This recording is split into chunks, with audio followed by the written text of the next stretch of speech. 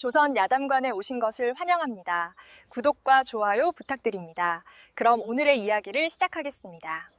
때는 조선 영조 임금 시절 한양 도성 깊은 밤이었습니다. 구중궁궐 가장 외진 별당에서는 갓 태어난 핏덩이의 가녀린 울음소리가 새어나오고 있었죠. 선왕세자의 유복자, 곧 보위를 이을 새손이 세상에 나온 것이었습니다. 허나 그 기쁨도 잠시, 좌의정 민영달은 야심으로 두 눈을 번뜩였습니다. 민영달은 본디 선왕세자와 권세를 다투던 자로 세자가 의문의 죽음을 맞은 뒤로 조정의 실권을 손아귀에 쥔 자였지요. 이제 갓 태어난 새손마저 자라난다면 자신의 목이 달아날 것은 자명한 일이었습니다. 민영달은 신복을 불러 낮은 목소리로 일렀습니다. 핏덩이를 살려두지 말라. 허나 궁 안에서 피를 보면 의심을 살 것이니 깊은 산속에 내다 버려라. 짐승의 밥이 되든 얼어 죽든 그것은 하늘의 뜻이라 둘러댈 수 있을 것이라 하였지요. 그날 밤 비단 강보에 쌓인 핏덩이는 검은 가마에 실려 도성을 빠져나갔습니다. 강보 속에는 왕실의 신물인 푸른 옥패 반쪽이 함께 들어 있었지요. 본시 왕실 옥패는 두 쪽이 한 몸이라 한쪽은 임금이 지니고 다른 한쪽은 새손에게 물려주는 법도였습니다. 허나 민영달은 그 사실을 몰랐기에 옥패가 그대로 강보 속에 들어간 것이었지요. 가마는 태백산 깊은 골짜기로 향하였고 매서운 동짓달 눈보라가 하늘을 뒤덮기 시작하였습니다. 신복은 다 허물어진 빈 움막 흙바닥 위에 핏덩이를 던지듯 내려놓고 뒤도 돌아보지 않은 채 말을 몰아 사라졌지요. 칼바람이 울부짖는 산속에 홀로 남겨진 갓난아기의 운명은 그렇게 시작되고 있었습니다. 태백산맥 가장 깊은 골짜기, 사람의 발길이 끊긴 외딴 산자락에 늙은 약초꾼 한 사람이 살고 있었습니다. 마을 사람들은 그저 천만이 영감이라 부를 뿐 그의 진짜 내력을 아는 이는 아무도 없었지요. 천만이 영감은 평생을 산이 내어주는 칡뿌리와 약초로 연명하며 다 쓰러져 가는 움막 하나에 몸을 의탁하고 살아왔습니다. 그날 밤 천만이 영감은 화로에 남은 알량한 불씨를 뒤적이며 얼어붙은 손을 녹이고 있었지요. 며칠 밤낮을 쉬지 않고 퍼붓는 폭설에 세상이 온통 하얗게 뒤덮인 무서운 밤이었습니다. 그때 바람을 타고 묘한 소리가 영감의 귓가에 스며들었습니다. 처음에는 굶주린 산짐승의 울음이려니 여겼으나 그 소리는 점점 또렷해지며 천만이 영감의 가슴을 파고들었습니다. 그것은 짐승의 소리가 아니었지요.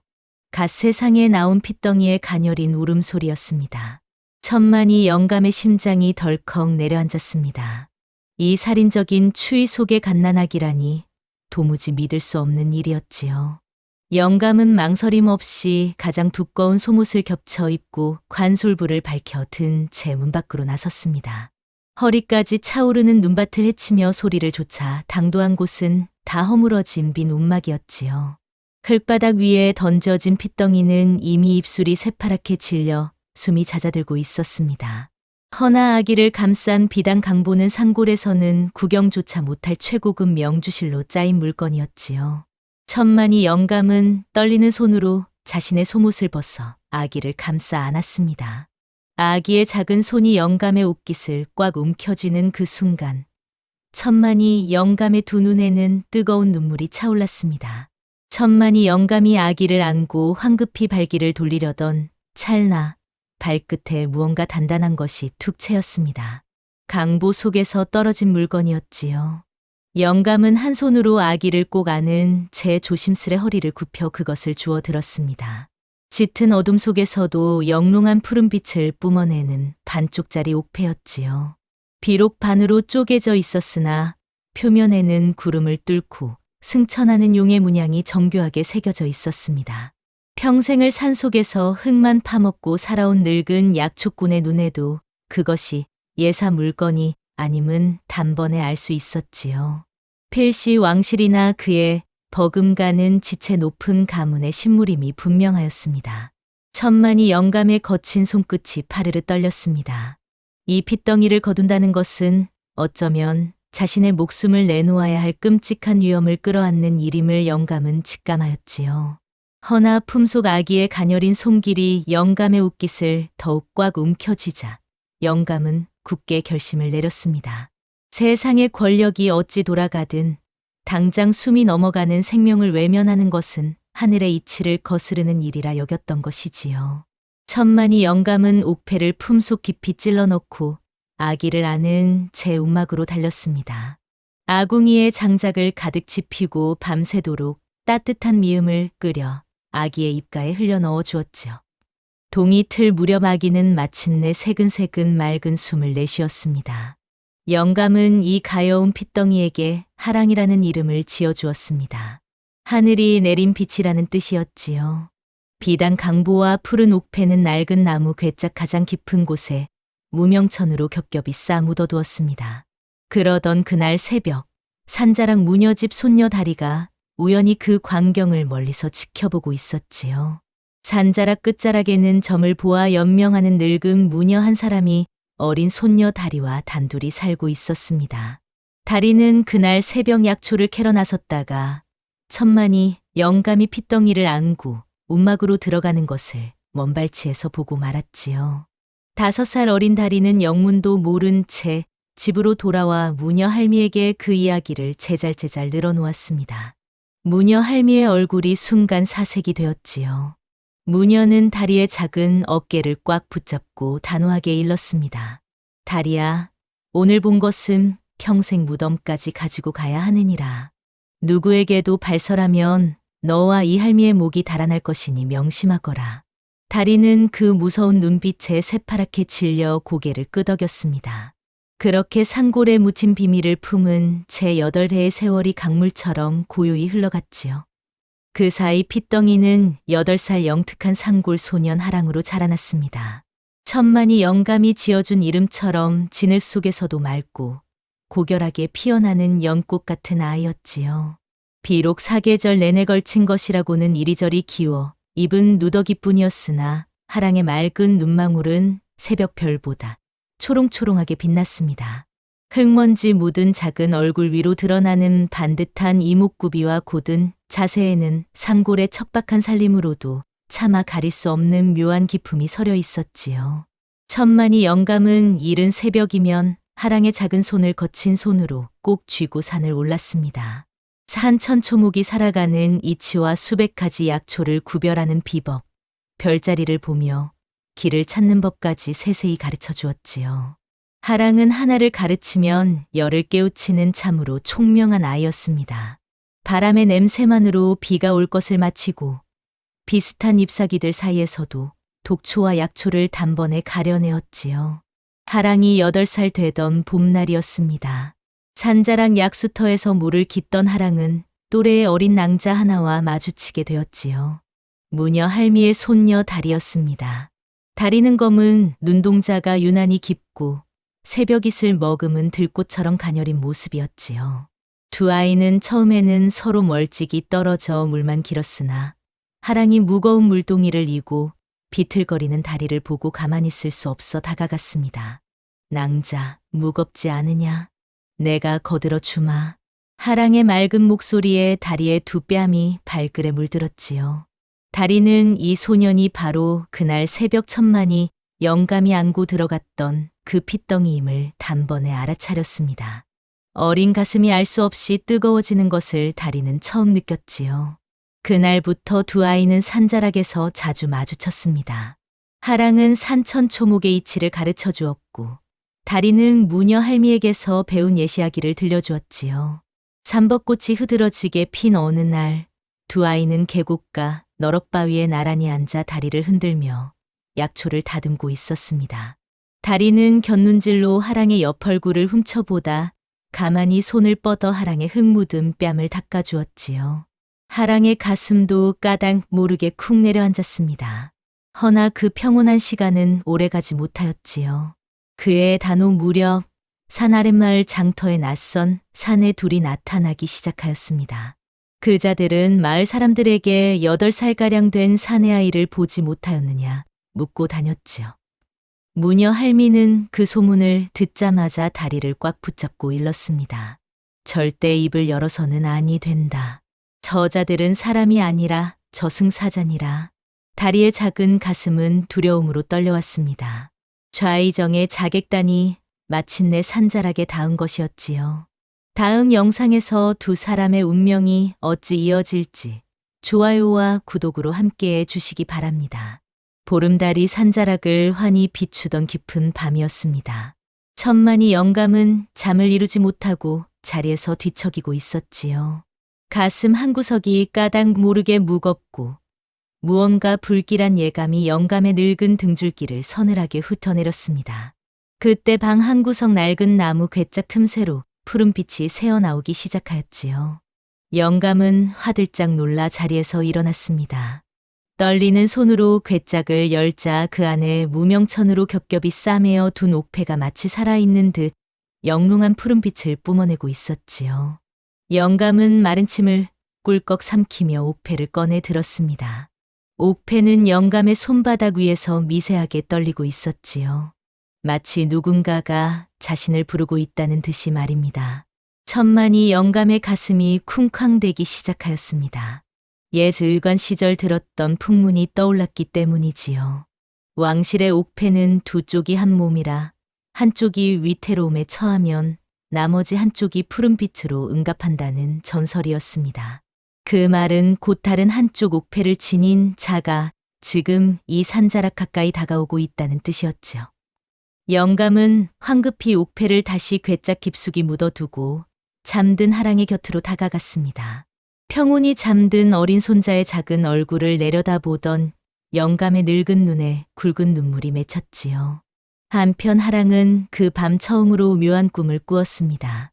화려한 비단옷을 입은 어떤 낭자가 자신을 품에 꼭 안고 흐느껴 우는 꿈이었지요.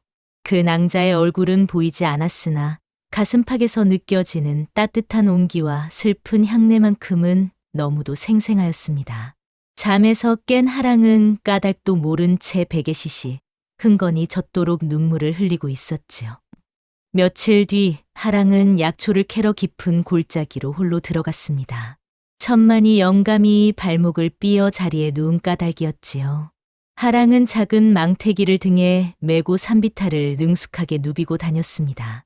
그러던 중 가파른 절벽 아래인 적 없는 골짜기에서 신음소리를 들었지요. 하랑은 조심스레 다가갔습니다. 그곳에는 한 낭자가 바위에 머리를 부딪힌 듯 피를 흘리며 쓰러져 있었지요. 흙에 더럽혀진 비단 속꽃이 흘러내려 가녀린 어깨가 살짝 드러나 있었고 풀어 헤쳐진 검은 머리채가 흰 목덜미를 따라 흘러 있었습니다. 하랑은 부끄러움에 두 뺨이 붉어졌으나 사람이 다 죽어가는 마당에 외면할 수는 없었지요. 어린 손으로 낭자의 옷매무새를 조심스레 여며주고는 차가운 계곡물을 무명 수건에 적셔 이마에 핏자국을 닦아주었습니다. 한참 만에 낭자는 가늘게 눈을 떴지요. 살구처럼 무르익은 두 눈동자가 어린 소년의 맑은 얼굴을 마주하자 묘한 빛이 일렁였습니다. 낭자의 이름은 연홍이었지요. 허나 하랑이 모르는 사실이 있었습니다.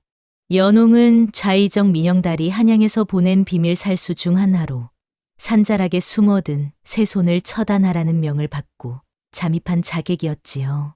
험한 산길을 정탐하다 발을 헛디뎌 절벽에서 굴러떨어진 참이었습니다.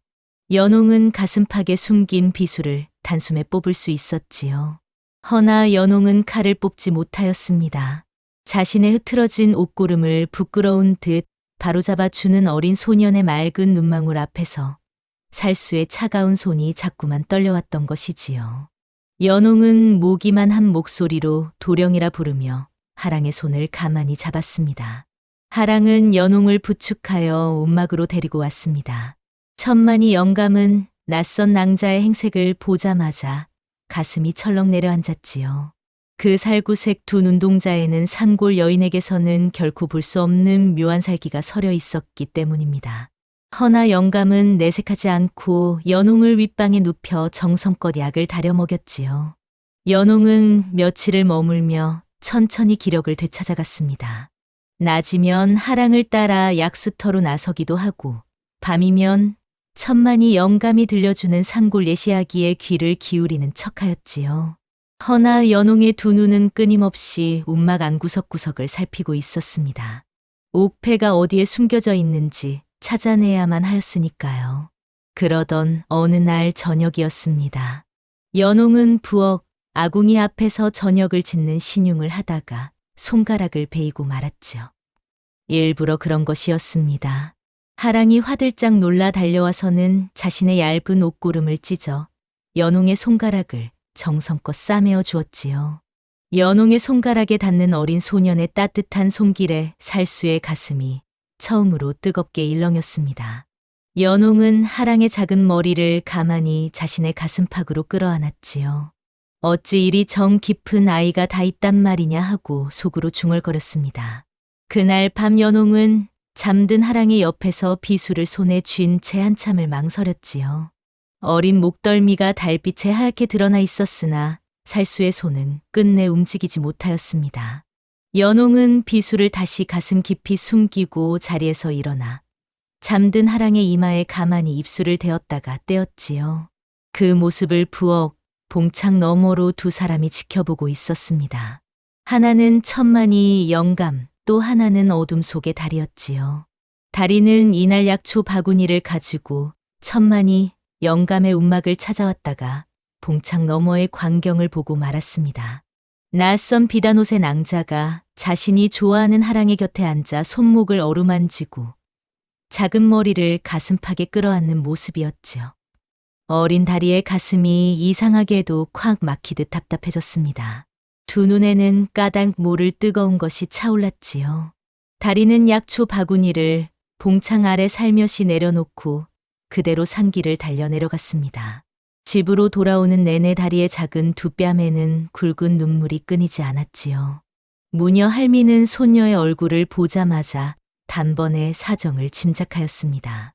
허나 할미는 아무것도 묻지 않고 그저 다리의 등만 가만히 쓸어주었지요.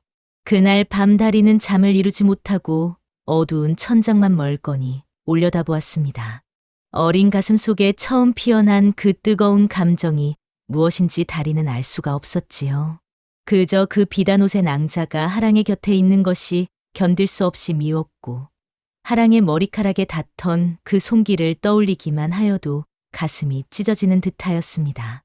다리는 이불을 머리끝까지 뒤집어 쓰고 모기만 한 목소리로 중얼거렸지요. 하랑 도령은 내 사람이라고 누구에게도 빼앗기지 않을 것이라고 말입니다. 다리는 자리에서 일어나 호롱불 아래 작은 손거울을 들여다보았습니다. 흙 묻은 자신의 얼굴과 거친 무명 저고리가 비단옷의 낭자에 비할 바가 못됨을 어린 다리도 알고 있었지요. 그 서러움에 다리는 다시금 어깨를 들썩이며 흐느꼈습니다. 한편 그 시각산 아랫마을 장터의 객주에 서는 검은 옷을 두른 사내 둘이 술잔을 기울이며 연홍의 소식이 끊긴 것을 의심하고 있었지요. 다음 날 새벽이었습니다. 천만이 영감은 약초를 다듬는 척하며 연홍의 행동을 유심히 살피고 있었지요. 어젯밤 봉창 너머로 본 광경 때문이었습니다. 그 낭자가 잠든 하랑에게 비수를 들이댔다가 거두는 모습을 영감은 똑똑히 보았지요. 영감의 늙은 가슴이 무겁게 가라앉았습니다. 그 순간이었습니다. 움막 밖에서 다급한 발걸음 소리가 들리더니 검은 두건을 쓴 사내 둘이 칼을 빼들고 들이닥쳤지요. 좌의정이 보낸 또 다른 자객들이었습니다. 연홍의 소식이 끊겨 의심을 품고 직접 산자락까지 올라온 자들이었지요. 사내 하나가 천만이 영감을 향해 칼을 휘둘렀습니다. 그 찰나 비단옷의 연홍이 가슴팍에서 비수를 뽑아 동료의 손목을 그대로 베어버렸지요. 사내가 비명을 지르며 나동그라졌습니다. 다른 사내가 분노로 일그러진 얼굴로 연홍을 향해 외쳤습니다. 연홍, 내년이 어찌 동료의 등에 칼을 꽂는 것이냐 하고 후통쳤지요. 연홍은 비수를 고쳐 잡으며 차가운 목소리로 답하였습니다. 이 아이는 우리가 뵐 아이가 아니라고 더 이상 어린 것에 피로 손을 더럽히고 싶지 않다 하였지요. 사내는 코웃음을 치며 칼을 휘둘렀습니다. 좁은 움막 안에서 두 자객이 사생결단으로 칼을 부딪히는 동안 하랑은 천만이 영감을 끌어안고 부들부들 떨고 있었지요. 어린 두 눈에는 처음으로 사람의 피가 비쳤습니다. 연홍은 마침내 사내의 가슴팍을 꿰뚫었고 사내는 입에서 검붉은 피를 토하며 쓰러졌지요. 허나 연홍 또한 옆구리에 깊은 칼자국을 입고 휘청거렸습니다. 연홍은 피로 물든 손으로 하랑의 작은 어깨를 꽉 붙잡고 가쁜 숨으로 일렀지요. 도령은 산골 아이가 아니다. 어서 이 산을 떠나야 한다고 더 큰 어둠이 다가오고 있다 하였습니다. 좋아요와 구독으로 다음 이야기를 함께 해 주시기 바랍니다. 연홍은 옆구리에 깊은 상처를 부여잡고 그날 밤을 넘기지 못하였습니다. 천만이 영감이 정성껏 약을 다렸으나 자객의 칼은 이미 폐부에 닿아 있었지요. 죽음의 그림자가 연홍의 살구색 두 눈동자에 들이울 무렵 연홍은 하랑의 작은 손을 꼭 쥐고 모기만 한 목소리로 마지막 말을 남겼습니다. 도령, 한양 좌의정이라는 자가 도령을 노리고 있다고. 도령의 진짜 어미는 살아 계실지 모른다 하였지요. 연홍의 손이 스르르 풀리고 살구색 눈동자에서 빛이 사그라들었습니다. 어린 하랑은 영문도 모른 채 굵은 눈물을 떨구었지요. 천만이 영감은 두 자객의 시신과 연홍의 시신을 산 깊은 곳에 정성스레 묻어주었습니다. 연홍의 무덤가에는 어린 하랑이 직접 삼법꽃 한 가지를 꺾어다 꽂아주었지요. 그날 밤 천만이 영감은 잠든 하랑의 머리맡에 앉아 오랫동안 망설이다가 마침내 입을 열었습니다. 영감은 본래 산골의 약초꾼이 아니었지요. 한양 내원에서 선왕 세자를 모시던 의관이었습니다. 어느 날 세자가 의문의 독에 쓰러져 숨을 거두자 영감은 그 죽음의 진상을 알아채고 말았지요. 좌의정 민영달이 손쓴 일이었습니다. 영감은 입을 막힐까 두려워 야음을 틈타 한양을 떠나 깊은 산자락으로 숨어들었지요. 그날 이후 평생을 약초나 캐며 살아온 것이었습니다. 천만이 영감은 잠든 하랑의 머리를 가만히 쓸어주며 혼잣말처럼 중얼거렸지요. 하랑아, 내 핏줄이 무엇이든 이 늙은 이는 너를 끝까지 지켜줄 것이라고 말입니다. 봉창 너머에는 그날도 어김없이 다리가 약초 바구니를 들고 와 그 모든 이야기를 숨죽여 듣고 있었지요. 어린 다리의 두 눈동자가 충격으로 흔들렸습니다. 그의 동짓딸은 유난히도 혹독하였습니다. 며칠 밤낮을 쉬지 않고 퍼붓는 폭설에 산자락 움막으로 이어지는 길마저 끊겨버렸지요. 그 매서운 추위와 굶주림을 견디지 못한 천만이 영감은 결국 자리에 눕고 말았습니다. 처음에는 그저 가벼운 기침이려니 여겼으나 밤이 깊어질수록 영감의 기침 소리는 찢어진 풀무처럼 거칠어졌고 마침내 검붉은 피를 한 움큼씩 토해내기 시작하였지요. 좁은 움막 안에는 비릿한 피 냄새와 영감의 가쁜 숨소리만이 무겁게 가라앉아 있었습니다. 8살 하랑은 사색이 된 얼굴로 며칠째 잠 한숨 자지 못한 제 영감의 곁을 지켰지요. 꽁꽁 얼어붙은 계곡의 얼음을 맨손으로 깨고 차가운 물을 떠다 영감의 이마에 올려주기를 수백 번도 넘게 반복하였습니다. 어린 두 손은 이미 동상에 걸려 쩍쩍 갈라져 붉은 피가 배어나오고 있었으나 하랑은 자신의 손이 아린 줄도 몰랐지요. 그저 고통 속에 몸부림치며 피를 토하는 할아버지의 좁은 가슴을 작은 손으로 끊임없이 쓸어내릴 뿐이었습니다. 그때 하랑의 머릿속에 어릴 적 화롯가에서 영감이 들려주었던 전설 같은 이야기가 번쩍 떠올랐지요. 이 산맥 가장 깊은 곳, 산짐승조차 발 딛기를 거리낀다는 검은 바위 절벽의 아슬아슬한 틈새에는 다 죽어가는 사람의 숨통도 다시 틔워준다는 기적의 약초가 자라난다는 이야기였습니다. 하랑은 자리에서 벌떡 일어났지요. 영감의 낡은 집신을 신고 칠넝쿨로 발목을 칭칭 동여매었습니다. 그때 봉창 밖에서 다급한 목소리가 들렸지요. 달이었습니다. 다리는 함께 가겠다. 매달렸으나 하랑은 단호히 고개를 저었지요. 위험하니 너는 할아버지 곁에 머물러 달라 부탁하고는 하랑은 홀로 눈보라 속으로 발을 내디뎠습니다. 여전히 한 치 앞도 분간할 수 없을 만큼 거센 눈보라가 휘몰아치고 있었습니다. 살인적인 겨울바람에 숨이 턱 막히고 두 눈을 뜰 수조차 없었지요. 허나 하랑은 가쁜 숨을 몰아쉬며 단 한 치의 망설임도 없이 험한 산길로 걸음을 내디뎠습니다. 8살 어린 어깨 위에 사랑하는 할아버지의 목숨줄이 고스란히 얹혀 있었던 까닭이지요. 허리춤까지 푹푹 빠져드는 깊은 눈밭은 한 걸음 내디딜 때마다 어린 발목을 귀신처럼 무겁게 잡아 끌었고, 골짜기를 타고 내려오는 산바람은 어린 뺨을 날카로운 채찍처럼 후려쳤습니다. 하랑은 네 발로 엎드려 기다시피 가파른 비탈길을 오르고 또 올랐지요. 두껍게 얼어붙은 빙판에 발을 헛디뎌 시퍼런 낭떠러지로 굴러떨어질 뻔한 아찔한 위기도 수십 번이나 넘겨야 하였습니다. 앙상한 나뭇가지에 무릎과 손바닥이 찢겨 붉은 피가 하얀 눈밭을 점점이 적시며 이어졌으나 하랑은 결코 걸음을 멈추지 않았지요. 마침내 짙은 눈보라 너머로 잿빛 구름을 뚫고 솟아오른 거대한 검은 바위 절벽이 그 위압적인 모습을 드러냈습니다. 하랑은 꽁꽁 얼어붙은 두 손으로 절벽의 틈새를 더듬으며 위태롭게 수직의 바위벽을 기어오르기 시작하였지요. 손톱이 뭉텅 깨져 나가고 찢어진 손가락 끝에서 붉은 피가 뚝뚝 떨어져 흰 눈 위에 흩날렸습니다. 그렇게 절벽 중턱에 다다랐을 때 하랑의 붉게 충혈된 눈앞에 영롱한 푸른 잎사귀 하나가 기적처럼 들어왔지요. 하랑은 떨리는 피투성이 손을 뻗어 약초의 뿌리를 조심스레 케어냈습니다. 그 귀한 약초를 자신의 뜨거운 가슴팍에 깊이 품고는 옷깃을 단단히 여몄지요. 하랑이 약초를 품에 안고 절벽을 내려오려는 찰나 위쪽 절벽 끝에서 묵직한 발걸음 소리가 들려왔습니다. 검은 두건을 쓴 또 다른 자객이 하랑의 행적을 쫓아 산 깊숙이까지 따라온 것이었지요. 자객은 절벽 끝에 서서 차가운 비웃음을 흘렸습니다. 어린 것이 살기 위해 이 험한 절벽까지 올랐구나. 허나 여기가 내 무덤이 되리라 하며 칼을 뽑아 들었지요. 하랑은 두려움에 작은 두 다리가 후들거렸으나 가슴팍의 약초만큼은 두 손으로 꽉 움켜쥐고 있었습니다. 자객의 칼이 어린 목덜미를 향해 사납게 내리꽂혔지요.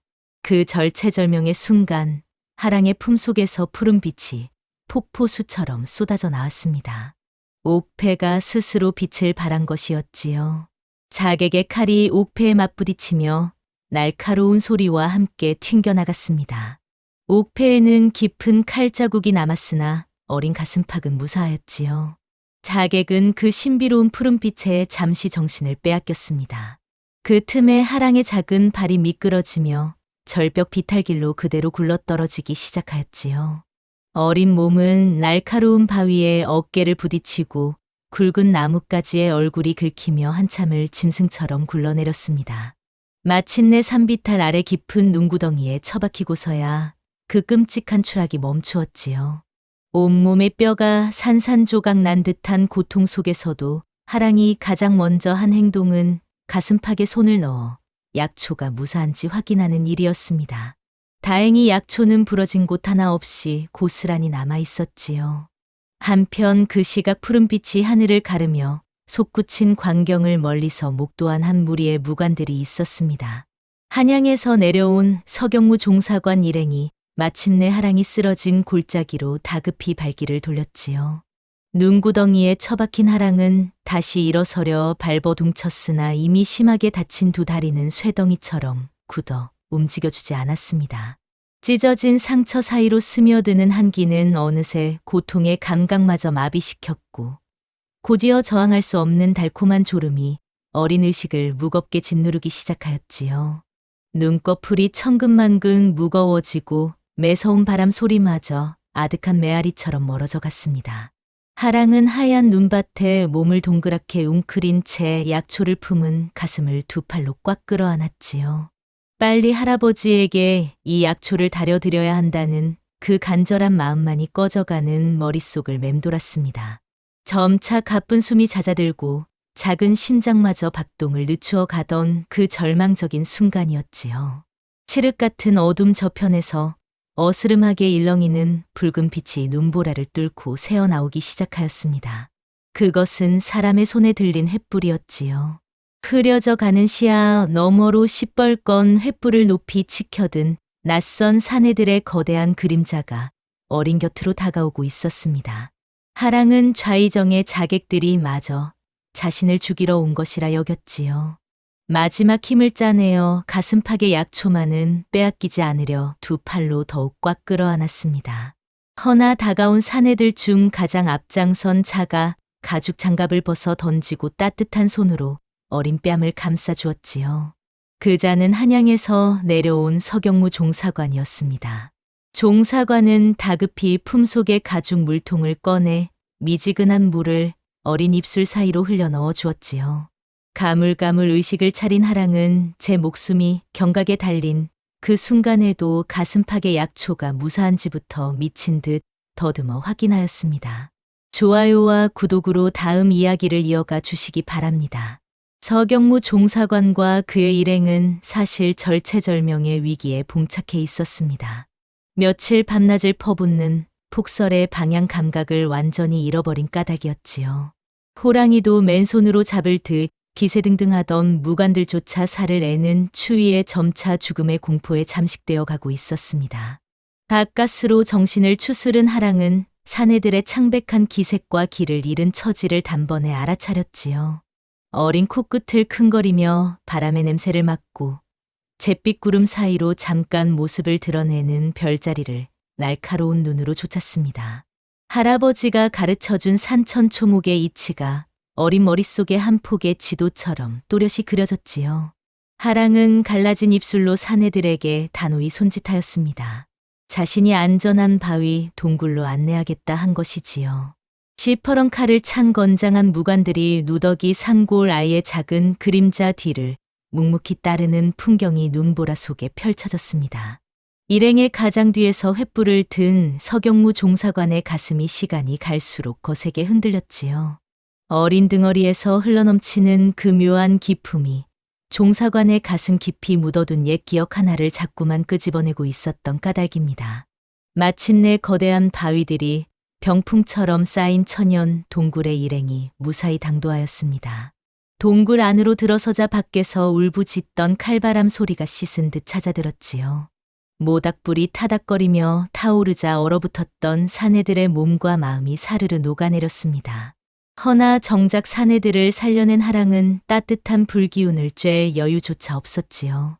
어린 두 무릎을 동굴 바닥에 꿇고 엎드리더니 서경무 종사관의 바지가랑이를 상처투성이 두 손으로 꽉 부여잡았습니다. 그동안 꾹 눌러 참아왔던 서러운 눈물을 왈칵 쏟아내며 애끓는 목소리로 간청하였지요. 깊은 산속 다 쓰러져 가는 움막에 자신의 세상 전부인 할아버지가 검붉은 피를 토하며 홀로 죽어가고 있다 하였습니다. 제발 이 약초를 할아버지께 다려드릴 수 있도록 한시바삐 움막까지 데려다 달라는 피 끓는 애원이었지요. 평생을 전쟁터에서 피도 눈물도 없이 살아온 무관들의 굳은 얼굴에도 뜨거운 눈물이 어렸습니다. 서경무 종사관은 어린 어깨를 따뜻한 두 손으로 감싸 안으며 굳게 약속하였지요. 도령이 우리 목숨을 살려주었으니 이제는 우리가 그 할아버지의 목숨을 반드시 살려내겠노라 하였습니다. 일행은 어린 하랑을 품에 안다시피 보호하며 다시금 눈보라를 뚫고 움막을 향해 발걸음을 재촉하였습니다. 다행히 천만이 영감은 아직 가느다란 숨의 끈을 놓지 않고 있었지요. 서경무 종사관은 품속 깊이 간직해온 궁궐의 귀한 환약을 꺼내 따뜻한 물에 개어 영감의 굳은 입술 사이로 흘려 넣어 주었습니다. 하랑이 목숨 걸고 캐온 절벽의 약초 또한 정성껏 다려 약물을 영감의 입술에 적셔 주었지요.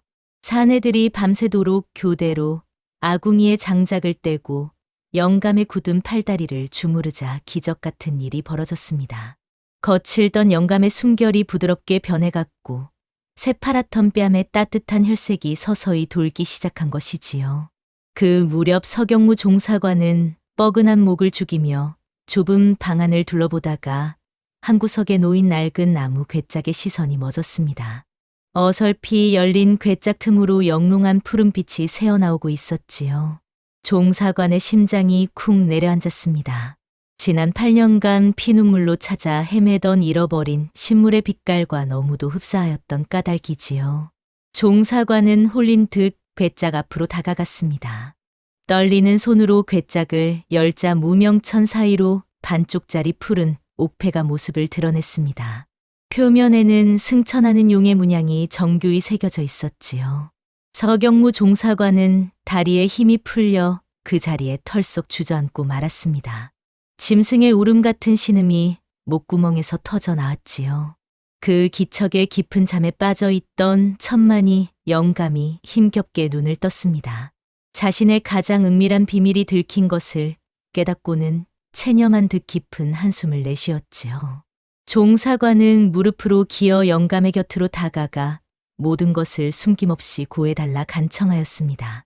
영감은 메마른 입술을 다리며 천천히 입을 열었지요. 8년 전 눈보라 치던 밤 빈 움막에서 핏덩이를 발견한 그날부터 옥패를 보고 직감한 어린 신분, 그리고 지난 세월 숨죽여 키워온 사연을 하나도 빠짐없이 털어놓았습니다. 영감은 종사관의 옷자락을 붙잡고 애원하였지요. 늙은이의 목숨은 거두어가도 좋으니 부디 저 어린 것만은 귀히 대접해달라 절규하였습니다. 종사관의 굵은 눈물 방울이 바닥으로 뚝뚝 떨어졌지요. 어찌 목숨을 거두냐고. 영감이야말로 조선 왕손을 지켜낸 진정한 충신이라며 종사관은 흐느꼈습니다. 서경무 종사관은 마당으로 나가 약초를 다듬던 어린 하랑 앞에 거친 흙바닥에 무릎을 꿇고 깊이 머리를 조아렸습니다. 뒤이어 무관들이 일제히 엎드리자 좁은 마당은 엄숙한 침묵으로 가득 찼지요.